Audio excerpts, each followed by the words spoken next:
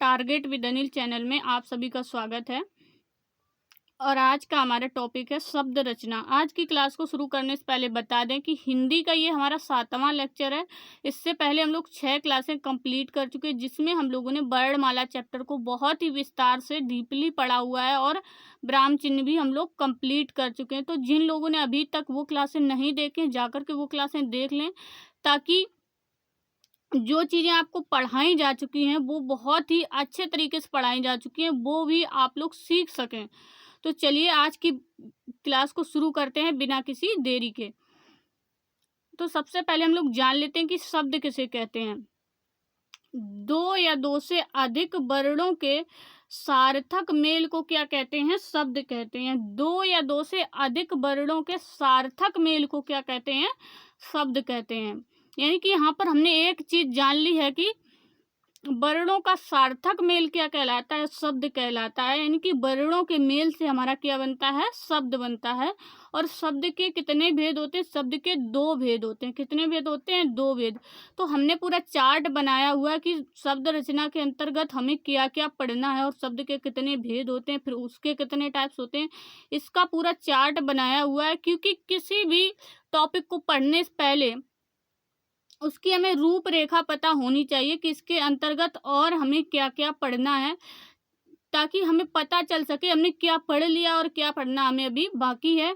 तो इस चार्ट को देख लेते हैं, समझ लेते हैं पहले इस चार्ट को कि हमें शब्द रचना के अंतर्गत पढ़ना क्या क्या है। तो चलिए आगे बढ़ते हैं हम लोग। तो शब्द के कितने भेद होते हैं? शब्द के 2 भेद होते हैं। कितने? 2 भेद। वो भी कौन कौन से? सार्थक शब्द और निरर्थक शब्द। तो हम लोग जान लेते हैं कि सार्थक शब्द किसे कहते हैं और निरर्थक शब्द किसे कहते हैं। यानी कि जिन शब्दों का कोई ना कोई अर्थ हो उनको क्या कहेंगे? सार्थक शब्द। जिन शब्दों का कोई भी अर्थ ना हो उनको क्या कहेंगे? निरर्थक शब्द। क्या कहेंगे? निरर्थक शब्द। जिन शब्दों का अर्थ होता है उनको क्या कहते हैं? सार्थक शब्द। और जिन शब्दों का कोई भी अर्थ नहीं होता उनको क्या कहते हैं? निरर्थक शब्द। जैसे कि एक शब्द लेते हैं, कमल। तो कमल क्या है? एक शब्द है। तो कमल का एक अर्थ निकलता है कि कमल क्या है? एक पुष्प है। तो इसलिए ये क्या शब्द क्या? सार्थक शब्द कहलाएगा। जिन शब्दों का कोई भी अर्थ नहीं होता उनको क्या कहते हैं? निरर्थक। और जो हमारे निरर्थक शब्द होते हैं वो सार्थक शब्दों के साथ में ही प्रयोग किए जाते हैं। जैसे कि कमल के साथ में बोल रहे हैं कि कमल अमल। कमल तो ठीक है, कमल तो शब्द है, लेकिन अमल क्या है? अमल कोई भी शब्द नहीं है। ये शब्द कैसा है? निरर्थक है, जो सार्थक शब्द के साथ बोला गया है। इस तरीके से हम लोगों ने समझ लिया कि सार्थक शब्द कहते हैं किसे कहते हैं और निरर्थक शब्द किसे कहते हैं। जैसे बोलते हैं रोटी ओटी। रोटी तो ठीक है, लेकिन ओटी क्या है? इनको क्या हम लोग बोल देते हैं, सार्थक शब्दों के साथ में ही बोल देते हैं किनको? निरर्थक शब्दों को। तो इस तरीके से हमने समझ लिया है कि सार्थक शब्द किसे कहते हैं और निरर्थक शब्द। जैसे पानी वानी, लेकिन पानी तो ठीक है, लेकिन वानी क्या है? वानी क्या है? एक निरर्थक शब्द है जिसका कोई भी अर्थ नहीं है। जो सार्थक शब्दों के साथ में ही बोल दिए जाते हैं उनको क्या कहते हैं? निरर्थक। तो अब हम लोग जान लेते हैं कि सार्थक शब्द के अंतर्गत हमें और क्या क्या पढ़ना है। निरर्थक शब्द के अंतर्गत हमें कुछ भी नहीं पढ़ना, क्योंकि जिसका कोई अर्थ ही नहीं है उसके टाइप्स कैसे बन सकते हैं ना। तो हम सार्थक शब्द के अंतर्गत क्या क्या पढ़ेंगे? एक तो रचना के आधार पर शब्द पढ़ेंगे, उत्पत्ति के आधार पर पढ़ेंगे, अर्थ के आधार पर पढ़ेंगे, और किसके आधार पर पढ़ेंगे? विकार के आधार पर। तो रचना के आधार पर हम शब्द कितने प्रकार से पढ़ेंगे? 3 प्रकार से। रूढ़ शब्द पढ़ेंगे, यौगिक शब्द पढ़ेंगे और योग रूढ़ शब्द पढ़ेंगे। यानी कि रचना के आधार पर शब्द के कितने भेद होते हैं? 3 भेद। कौन कौन से? रूढ़ शब्द, यौगिक शब्द और योग रूढ़ शब्द। और उत्पत्ति के आधार पर शब्द के कितने भेद होते हैं? 5 भेद होते हैं। कौन कौन से? तत्सम शब्द, तद्भव शब्द, देशी या देशज शब्द, विदेशी शब्द और संकर शब्द। और अर्थ के आधार पर कितने भेद पढ़ेंगे हम लोग? 4 पढ़ेंगे। एकार्थी, अनेकार्थी, पर्यायवाची और विपरार्थी। कौन कौन से? एकार्थी, अनेकार्थी, पर्यायवाची और विपरार्थी। और विकार के आधार पर हम शब्द कितने प्रकार से पढ़ेंगे? 2 प्रकार से। विकारी और अविकारी। कितने प्रकार से? विकारी और अविकारी। तो एक चीज और याद रख लेंगे, विकारी को सविकारी और कहते हैं। जैसे वहां पर घोष को क्या कहते थे, सघोष कहते थे। वहां पर घोष और अघोष था, और घोष को ही क्या कहते थे, सघोष। इसी तरीके से यहाँ पर क्या कहते हैं, विकारी को सविकारी और कहते हैं। क्या कहते हैं, सविकारी। अगर कहीं पे सविकारी लिखा आ जाए तो बिल्कुल भी कंफ्यूज नहीं होना है, विकारी को ही क्या कहते हैं, सविकारी। तो हमें विकारी शब्द के अंतर्गत क्या क्या पढ़ना है, संज्ञा पढ़नी है, सर्वनाम पढ़ना है, और विशेषण पढ़ना है, और क्रिया पढ़नी है। और अविकारी शब्द के अंतर्गत क्या क्या पढ़ेंगे, क्रिया, विशेषण, संबंध बोधक, समुच्चय बोधक और विस्मयादि बोधक। इतनी चीजें हम लोग पढ़ेंगे अविकारी के अंदर, अविकारी के अंतर्गत। और विकारी के अंतर्गत संज्ञा, सर्वनाम, विशेषण और क्रिया। तो चलिए, इस डिजाइन को हमने, इस चार्ट की डिजाइन को समझ लिया है कि हमें शब्द के अंतर्गत और क्या क्या पढ़ना है। ये सारी चीजें हम लोगों ने समझ ली हैं। तो अब आगे बढ़ते हैं। अब हम लोग पढ़ेंगे रचना के आधार पर शब्द। तो रचना के आधार पर शब्द के हमने कितने भेद पढ़े हैं, 3 भेद, रूढ़ शब्द, योग रूढ़ शब्द और यौगिक शब्द। तो सबसे पहले जान लेते हैं कि रूढ़ शब्द किसे कहते हैं। जिन शब्दों के सार्थक खंड या टुकड़े ना किए जा सके उन्हें क्या कहेंगे, रूढ़ शब्द। यानी कि जिन शब्दों के सार्थक खंड या टुकड़े ना किए जा सके उनको क्या कहेंगे, रूढ़ शब्द। और रूढ़ शब्दों को क्या मूल शब्द भी कहते हैं। क्या कहते हैं, मूल शब्द भी कहते हैं। जैसे कि देख लेते हैं, घर, नदी, किताब, मेज, कुर्सी, पेन। तो सार्थक टुकड़े ना किए जा सकते हैं। यानी कि अब आप कहेंगे कि नदी के तो हम टुकड़े कर सकते हैं, ना लिख दें, दी लिख दें, तो ना प्लस दी बराबर नदी। तो यानी कि ना का कोई अर्थ नहीं है। यानी कि जो भी टुकड़े हों उस शब्द के, उनका भी, दो टुकड़ों का भी अर्थ होना चाहिए अलग अलग। अगर उनको मिला करके बने हो तो ये हमारे किस में, रूढ़ शब्द में नहीं आएंगे। क्योंकि जिन शब्दों के सार्थक टुकड़े ना किए जा सकते वो खुद अपने आप में मूल शब्द हो, उसको क्या कहेंगे, रूढ़ शब्द। यानी कि ऐसे समझ सकते हैं जिसमें ना कोई उपसर्ग लगा हो, ना ही कोई प्रत्यय लगा हो, ना ही उसका संधि विच्छेद किया जा सके, तो उसको क्या कहेंगे, रूढ़ शब्द। देखिए, घर में कोई प्रत्यय लगा है, ना ही कोई उपसर्ग लगा है, ना ही इसका संधि विच्छेद हो सकता है, ना ही नदी का हो सकता है। और इसी प्रकार से ना किताब का, ना ही मेज का। ये हम लोग ये एक बात याद रखेंगे, रूढ़ शब्द वे शब्द होते हैं जिनको तोड़ा ना जा सके, उनको क्या कहेंगे, रूढ़ शब्द। यानी कि जिसमें ना तो कोई, देख लेंगे कि इसमें कोई प्रत्यय तो नहीं लगा है, इसमें कोई उपसर्ग तो नहीं लगा है, इसका संधि विच्छेद तो नहीं हो सकता है। अगर ऐसा कुछ हो रहा है, वो शब्द टूट रहा है, अलग अलग हो रहा है सार्थक तरीके से, तो जान जाएंगे ये रूढ़ शब्द नहीं है। अगर वो नहीं हो रहा है, अपने आप में एक मूल शब्द है, जैसे कि पुष्प ले लेंगे, तो पुष्प यानी कि पुष्प को क्या तोड़ सकते हैं, नहीं तोड़ सकते हैं ना। तो वो क्या, एक रूढ़ शब्द है।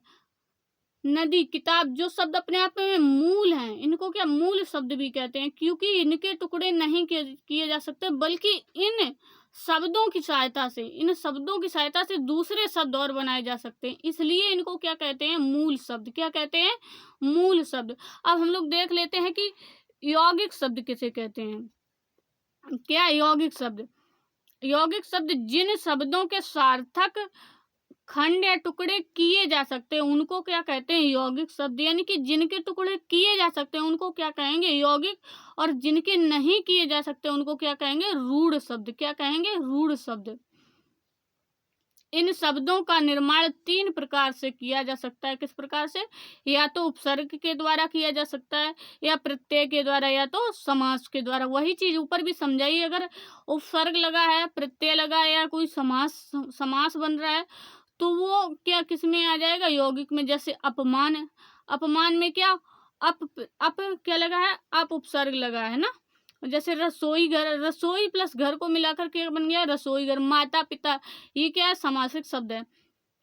तो जिनके, एक सीधी सी बात याद रखेंगे कि जिनके टुकड़े ना किए जा सके वो किस में आ जाएगा, रूढ़ में। और जिनके टुकड़े किए जा सके वो किस में आएगा, यौगिक में। अब हम लोग देख लेते कि योग रूढ़ किसे कहते हैं। बिल्कुल इजी है ये सब, केवल आपको ध्यान से पढ़ना है। योग रूढ़ का मतलब होता है जिन शब्दों के सार्थक टुकड़े तो किए जा सकते हैं, यानी कि जिन शब्दों के सार्थक टुकड़े तो किए जा सकते हैं, अर्थात ये शब्द यौगिक होते हैं। ये बात 100% सही है कि जो योग रूढ़ शब्द है वो यौगिक तो होते हैं, लेकिन उनमें रूढ़ वाला जो रूढ़ शब्द लगा है वो रूल कब फॉलो होता है, यौगिक होने के साथ साथ इनमें जब इनको मिलाया जाता है तो एक तीसरा विशेष अर्थ निकलता है। उन शब्दों को क्या कहते हैं, योग रूढ़ शब्द, यानी कि जो यौगिक शब्द होते हैं उनमें तीसरा अर्थ नहीं कोई निकलता है, और जो हमारे योग रूढ़ शब्द होते हैं उसमें तीसरा अर्थ भी निकलता है। जैसे कि चारपाई को ले लेंगे, चारपाई यानी कि चार है पैर जिसके, अर्थात चारपाई यानी कि चारपाई शब्द किसके लिए प्रयोग हुआ है, चारपाई अर्थात खाट। एक तीसरा शब्द भी इसमें निकल रहा है, विशेष शब्द निकल रहा है, लंबोदर, लंबा है उधर जिसका, अर्थात लंबोदर। ये शब्द किसके लिए प्रयोग हुआ, विशेष करके गणेश के लिए प्रयोग हुआ, तो विशेष शब्द भी इसमें निकल रहा है। जैसे जलज, दशानन, इसी प्रकार से ये सारे उदाहरण हम लोग ले लेंगे। और एक होता है समासिक शब्द, वो भी कुछ इसी प्रकार से ही होता है, लेकिन हमें कितने पढ़ने हैं, 3, रूढ़, यौगिक और योग रूढ़। उसमें भी योग रूढ़ की तरह ही होता है, उसमें समासिक शब्द सारे आ जाते हैं, उसमें भी तीसरा अर्थ निकलता है। लेकिन हमें क्या, जो यौगिक होने के साथ साथ तीसरा विशेष अर्थ भी निकलता है, उसमें क्या विशेष अर्थ निकले उसको क्या कहेंगे, योग रूढ़ कहेंगे। जिसमें विशेष अर्थ ना निकले वो केवल यौगिक रहेगा, जिसमें विशेष अर्थ निकल आए तो वो क्या, योग रूढ़ हो जाएगा। तीनों में अंतर समझ में आ गया होगा, बिल्कुल स्पष्ट तरीके से समझाया है। और अब हम लोग देखेंगे उत्पत्ति के आधार पर। तो उत्पत्ति के आधार पर अब हम लोग पढ़ेंगे, तो उत्पत्ति के आधार पर शब्द कितने टाइप्स पढ़ेंगे, तत्सम शब्द पढ़ेंगे, तद्भव शब्द पढ़ेंगे, देशी या देशज पढ़ेंगे, विदेशी और संकर पढ़ेंगे। तो देख लेते हैं तत्सम किसे कहते हैं। यहाँ पर केवल हम चीज़ों को समझ रहे हैं कि क्या किसको कहते हैं, बाकी जो इसके अंतर्गत जैसे तत्सम शब्द होते हैं और देसी विदेशी, इन सबको क्या अलग से वीडियो लाएंगे इनका, क्योंकि इस वीडियो में अगर सारी चीज़ें बताएंगे तो चीज़ें आपको समझ में भी नहीं आ पाएंगी सही तरीके से, और हमारा वीडियो भी बहुत ज़्यादा लंबा हो जाएगा। इसलिए केवल हम लोग परिभाषा समझ रहे हैं कि किसको तत्सम कहते हैं, किसको तद्भव कहते हैं, किसको देसी कहते हैं, किसको विदेशी। जो चीज़ें अलग से पढ़ाने वाली हैं उनको अलग से लेकर के आएंगे। तो देखते हैं तत्सम शब्द किसे कहते हैं। जो शब्द संस्कृत से ज्यों के त्यों लिए गए उनको क्या कहते हैं, तत्सम शब्द। जैसे कि घृत और मात्र, ये सारे शब्द हमारे कैसे हैं, तत्सम। जो संस्कृत के ज्यों के त्यों ले लिए गए हिंदी भाषा में उनको क्या कहते हैं, तत्सम। जैसे अट्टालिका, ये वैसे अगर तद्भव देखेंगे तो उसका अटारी हो जाएगा। और भी देख लेंगे, बहुत सारे होते हैं, तो इनको क्या कहते हैं, जो संस्कृत से ज्यों के त्यों लिए गए हैं उनको क्या कहेंगे, तत्सम शब्द। यानी कि जो शुद्ध शब्द होते हैं वो क्या होते हैं, हमारे तत्सम। और तद्भव शब्द क्या होता है, जो बिगड़ा हुआ रूप होता है। कैसा होता है, बिगड़ा हुआ रूप, यानी कि जो अशुद्ध होते हैं, यानी कि संस्कृत भाषा के वे शब्द जो अन्य भाषाओं से होते हुए क्या विकृत हो गए हैं। कैसे हो गए, विकृत हो गए हैं, यानी कि बिगड़ गए हैं, जिनका रूप क्या परिवर्तित हो गया, उनको क्या कहेंगे हम लोग, तद्भव शब्द। जैसे काम, वर्ष, माह। काम का क्या होता है, तत्सम कार्य, वर्ष का वर्ष होता है, माह का मात्र होता है। तो ये सारे शब्द क्या अन्य भाषाओं से होते हुए क्या बिगड़ गए हैं। जैसे कि हम ही हैं, आज यहाँ पर हम लोग रह रहे हैं तो हमारी भाषा कुछ और है, और हम दूसरी जगह पे घूमने चले जाएं, घूम करके फिर वापस आए तो हमारी भाषा में कुछ ना कुछ चेंजमेंट हो जाएगा। तो इसी तरह से जब ये शब्द संस्कृत से निकले थे तब तो ये शुद्ध थे। जैसे कि तब जब ये दूध शब्द है हमारा, दूध, अब दुग्ध से धीरे धीरे क्या बन गया, हमारा दूध। पहले क्या इसको कहते थे, दुग्ध।